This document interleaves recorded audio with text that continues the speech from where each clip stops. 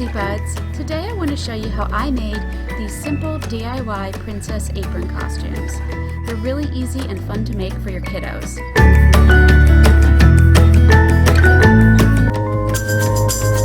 Some of you may remember my daughter's costume from last year. I made it. It was a fleece base that was interchangeable to 3 different animals with the headbands and tails. It was adorable, and my daughter still plays with the headbands. This year I thought I'd make her some more costumes because she does seem to really like pretend play and dress up. So I made a couple different princess costumes out of aprons. And the reason I thought an apron would be really fun is because it's really easy for my daughter to take on and off. And it also, when it comes time for Halloween, it's nice to have something that can go over a coat if we need to, and this apron project is perfect for that. I can't stress enough that this was cheap material I was working with, and maybe that's why I had so many problems during this crafting session. I don't know, you be the judge. So let me show you how I made these. I will forewarn you, I am a clumsy crafter, I am a messy crafter, and I am not the best planner when I'm crafting in front of a camera. You'd think I would have learned by now, but these turned out cute in the end, and really anyone can make these with a little trim, some fabric, and glue. So let me show you. For more detailed information about which products I used and why, please read my blog post this week. We're going to start out by using 4 inexpensive aprons. The key to making this project be no-sew and successful is using the right adhesives. I used a fabric adhesive, fabric paint by either using a specific fabric paint or creating your own by mixing craft paint with a fabric medium, fabric decoupage, and then a glue gun. The fabric paint proved to actually be kind of a problem later on, which you'll see. Please check my blog post this week. I cover all the different supplies you'll need for this project there. I started out by making the Snow White costume. For some reason that seemed like the simplest and easiest one to start with. Famous last words. My goal was to create a blue top with the blue felt, but it didn't stretch all the way across the top, so I cut that in half and then cut it diagonally to create kind of a V or corset look on the blue felt. And in that open area I wasn't quite sure what to do, so when in doubt I always add sparkle. I initially tried to use this fabric and trim glue to adhere the glitter down. It didn't quite dry as I expected, and I ended up having to redo this area, so let's come back to this later. Let's work on Anna instead. Her dress was a lot of fun to make. I used a piece of black felt to create the black top of the dress and decorated around that using green, gold, and red ribbon. I used this floral patterned ribbon that was really pretty in red. Elsa's dress has some floral details on it, so if you can find a floral ribbon or something with a geometric Scandinavian type print, that could, really add to the character of the dress. Again, I had the same problem here with the black felt. I had to split it in half, which was fine. I glued those sides down and decorated the center with the green and red ribbon. Before I glued anything down, I did kind of a dry fit with all the different pieces that I wanted to use. I cut everything out and then glued everything down using a combination of the fabric glue and hot glue. And this is where you need to be careful because hot glue will burn, as I learned multiple times in this project. One tip, instead of this random piece of plastic that I was using to hold down the hot glue area so I didn't burn my fingers, get one of those silicone finger covers. They're great. I have one, I just can't find it in my craft stash. Now this apron is definitely starting to look like it is inspired by Anna, but it needed something else, and I tried some gold puffy paint down the center where the flowers were. That didn't work. It needs sparkle. So Anna in the show actually has a purple cape, so I added some purple sequins just to reference that and add a little sparkle. Much better. Now Elsa's dress is really where we start to see the high quality I'm working with here in terms of these aprons. I started out by gluing down some sparkly ribbon to define her waist. Glue guns usually hurt me, not my projects. Ooh, please don't rip, please don't rip. And then I tried some stencils with fabric paint to add some snowflakes to the design. That didn't work. the paint ended up bleeding right through the fabric. This just didn't work. Nope. How do you fix a mess like this? You grab the biggest rhinestones you have in your stash and glue them down. Actually, I take that back. These are the biggest ones I have, but these other ones will do. The rest of this apron dress was really simple to do. I glued down rhinestones, sequins, and also added some white puffy paint little dots. I started out trying to do some kind of swirl pattern over the dress, but ended up just scattering all the different pieces around the dress, and it looked pretty at the end. One note, if you have really young kids, you might want to rethink gluing down things that could be a choking hazard, like sequins or rhinestones. That's not a problem in our house because our daughter's 3 and not putting stuff in her mouth, but it's something to think about if you've got really young kids and you're making these projects. You may just want to stick with fabric and ribbon to decorate the front of the aprons. To create Ariel the Mermaid, I basically just did a mermaid silhouette over the front of the apron, and I started out with this purple felt and created kind of a sweetheart neckline, and this served as the top of her body.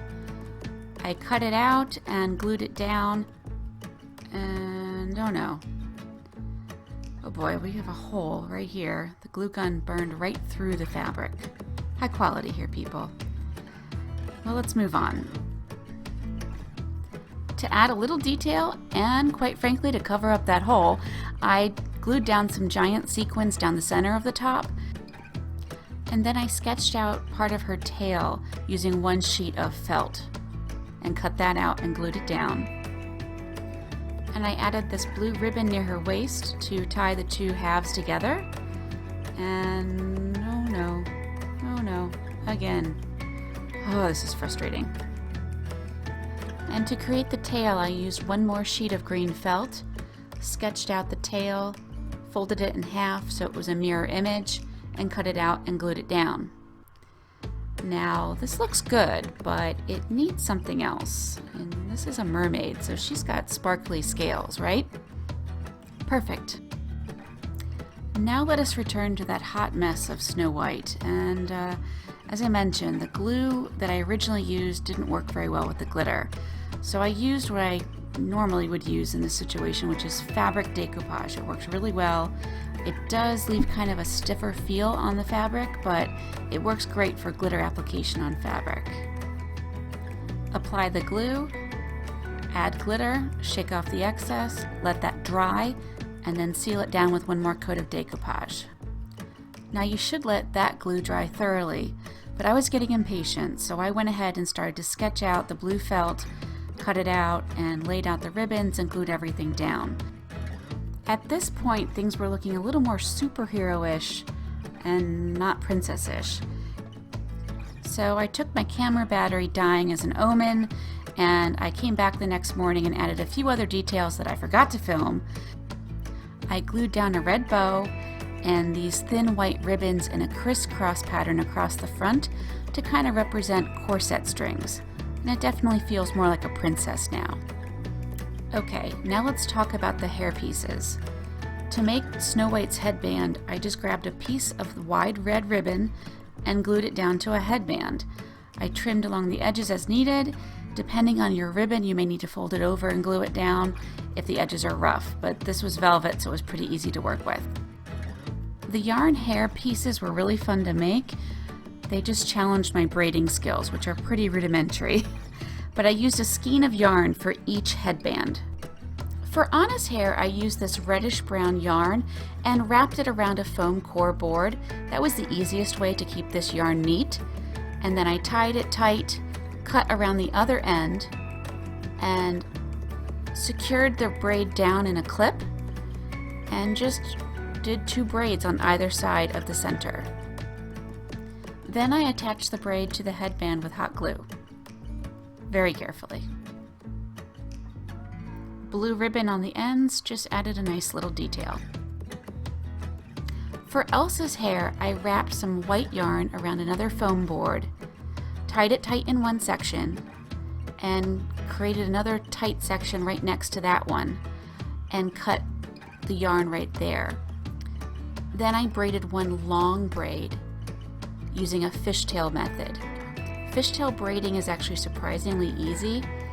You split the hair in half and then wrap one side, a piece from one side over to the other side, and then grab from the back of the other side, wrap it to the front, and you're just going to keep wrapping little pieces over to the front to create an X pattern, and it ends up creating this really pretty fishtail look. I tied that end tight, and then I went back to the top, wrapped those pieces on each other, glued them down, and then glued that down to the side of the headband. And it created kind of a side swept braided piece over the headband that looked really pretty and kind of reminded me of Elsa. But of course, I couldn't leave well enough alone, and I grabbed some pieces of a broken crown from my daughter and glued those down to the top to create kind of a little crown. And I couldn't stop anymore and added more rhinestones and more sparkle. Ariel's hair was created very similarly. I wrapped the yarn around a foam core board, and then I braided one section using a fishtail method that was about 9 inches long. I tied those sections off, and then I just let the rest of the hair kind of hang loose. I added a few small little braids in those areas, but the fishtail center served as a nice base to glue down onto the headband, and then the hair on the sides just kind of hung down. I did give it a little trim as needed, and added some decorative seashells. And now comes probably the most challenging part of this tutorial, and that was filming my daughter in these costumes, because she's a toddler. Seashell. No, I don't want it. I don't want it. Can I be Anna then? You don't want to be Anna? Cheese. Cheese. Would you like a cookie? Yeah. Well then let's play Anna real quick. Stand up, stand still now. Despite all of that, it was still a lot of fun filming that with her, and we are having a ton of fun playing with these costumes right now. I'm looking forward to Halloween and seeing which one she selects for Halloween, or she may pick something else in her costume box, who knows. One thing I want to mention is I still have 3 more aprons to work with. 3 more cheap aprons to work with. I'm not sure what I'm going to do with these colors, but I think I still want to make some more costumes for my daughter. If you have any ideas for what to do with red, orange, and purple, let me know. I'd love some more ideas. I have a few in my head. It's not princessy at all. We're moving in a totally different direction, I think, with these. So if you like this project, I really hope you give this video a thumbs up. And I share a lot of crafts and DIY, simple DIY projects here on this channel. If you are interested in those or other general lifestyle topics, I do a lot of other home decorating, the occasional recipe, skincare topics. So if those interest you, please subscribe so you just don't miss out on any more creative and rosy ideas on this channel.